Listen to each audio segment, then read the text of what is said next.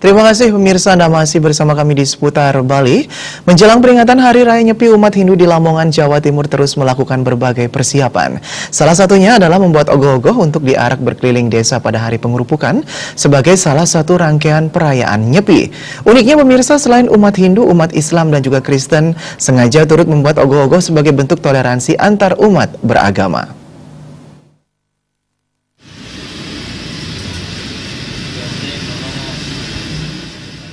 Tidak hanya di Bali, berbagai persiapan juga dilakukan umat Hindu di Jawa untuk merayakan Hari Raya Nyepi tahun baru Saka 1940.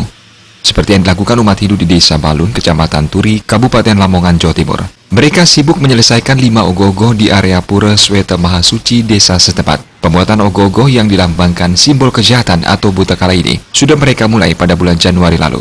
Secara keseluruhan, sebanyak 8 ogoh-ogoh dibuat dalam perayaan Nyepi, 5 dikerjakan di area pura, sementara 3 lainnya dibuat di salah satu rumah warga yang merupakan bentuk toleransi antar umat beragama yang dibuat oleh umat Islam, umat Kristen, dan 1 ogoh-ogoh sumbangan dari El Amania yang merupakan pendukung Persela Lamongan.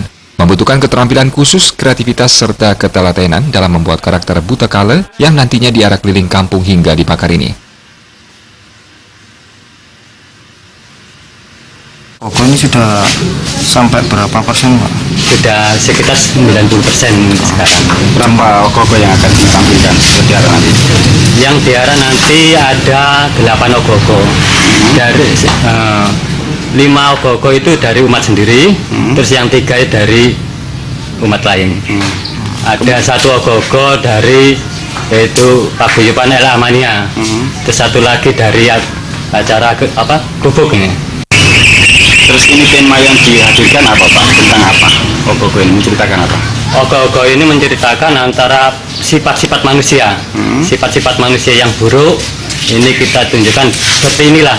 Sifat-sifat manusia yang tidak baik itu, yang buruk itu. Akhirnya kita arah berkeliling ya, supaya orang-orang tahu. Ya seperti ini loh sifat-sifat orang jahat. Nah, setelah itu nanti kita bakar, supaya sifat-sifat jahat itu hilang. Ada kesulitan, Pak, selama pembuatan ogoh ini, Pak? Ya kalau kesulitannya nggak ada, cuma kendalanya itu waktu musim hujan. Kalau musim hujan itu terus terang aja anak-anak jarang yang datang. Lebih lama berarti, Pak? Yeah.